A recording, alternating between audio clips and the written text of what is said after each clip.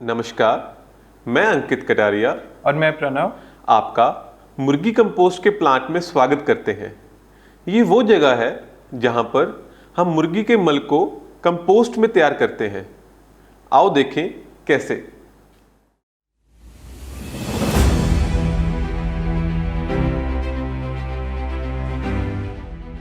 सबसे पहले फार्म में आने वाले हर वाहन का सैनिटाइजर से शुद्धिकरण किया जाता है। वाहन को चारों तरफ से व टायरों को अच्छी तरह से साफ किया जाता है, जिससे हमारे फार्म पर स्वच्छ एवं रोगाणु मुक्त वातावरण बना रहता है। वाहन की सफाई के बाद उसको वजन कांटे पर भेजा जाता है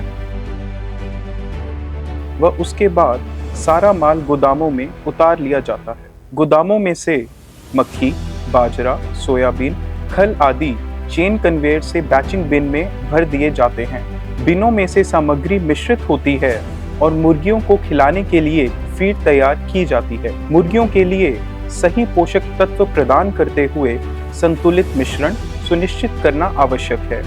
यह चरण इष्टतम मुर्गी स्वास्थ्य और उत्पादकता की नींव रखता है। आइए अब हम आपको मुर्गियों के इसी शेडों में लेकर चलते हैं, जहां पर 6 लाख खुशहाल मुर्गियां रहती हैं। इन शेडों में प्रवेश करने से पहले आपको एक बार फिर रोगाणु मुक्त किया जाता है। यहाँ पर हम तापमान, ऑक्सीजन स्तर, CO2, हवा का दबाव, प्रकाश और pH स्तर जैसे महत्वपूर्ण पर्यावरणीय कारकों की सावधानीपूर्वक निगरानी और समायोजन करते हैं। यह मुर्गियों के लिए एक स्थिर, खुशहाल और स्वस्थ वातावरण सुनिश्चित करता है और फीड की गुणवत्ता को बनाए रखता है। ये सारा उपकरण व सॉफ्टवेयर हमने बिग डचमैन कंपनी जर्मनी से इंपोर्ट किया है। हमारे फार्म पर अंडे स्वयं ही इसी शेडों में से स्वचालित कन्वेयर बेल्ट के माध्यम से एग स्टोर में एकत्रित हो जाते हैं। इसके बाद यह अंडे ट्रे में पैक करके बाजार में भेज दिए जाते हैं। मुर्गी की बीठों में 3 अवगुण होते हैं: दुर्गंध, गर्मी व नदीन। आइए अब आपको दिखाएं कि हम कैसे मुर्गी कंपोस्ट बनाते हुए इन तीनों अवगुणों को खत्म कर देते हैं। सबसे पहले मुर्गियों की ताज़ी बीठों को रोज इसी शेडों में से स्वचालित बेल्ट प्रणाली द्वारा बाहर निकालकर ट्रॉली में भरा जाता है। यह करने से शेडों में सफाई बनी रहती है और बीठों से पैदा होने वाली हानिकारक गैस शेडों में नहीं रहती। इसके बाद इकट्ठी की गई बीठों को खुली जमीन में धूप से सुखाया जाता है। सूर्य की किरणों का उपयोग नमी की मात्रा को कम करने और हानिकारक रोगाणुओं को मारने के लिए किया जाता है।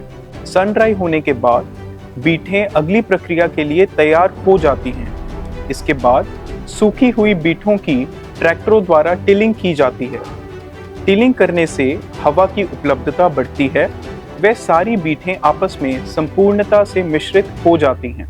टिलिंग की हुई बीठों का अब हम तापमान बढ़ाकर उनको संपूर्ण रूप से रोगाणु मुक्त कर देते हैं। यह करने से बीठों में किसी भी प्रकार के हानिकारक नदीन, पैथोजन, बैक्टीरिया, वीड आदि बिल्कुल खत्म हो जाते हैं। इस प्रक्रिया से मुर्गी कंपोस्ट बनाने के लिए एक सुरक्षित और उच्च गुणवत्ता वाला आधार सुनिश्चित होता है। अब ये सारा माल क्रेनों के द्वारा कंपोस्टिंग शेडों में पहुंचा दिया जाता है।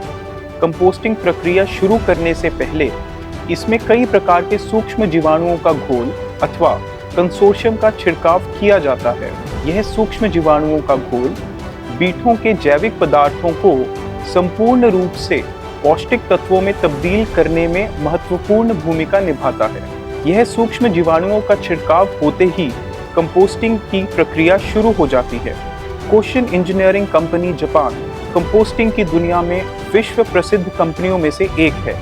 यह जापानी तकनीक व उपकरण यह सुनिश्चित करते हैं कि कंपोस्टिंग प्रक्रिया के दौरान हर समय व हर जगह ज़रूरत मुताबिक हवा का बहाव व नमी की उपलब्धता बनी रहे।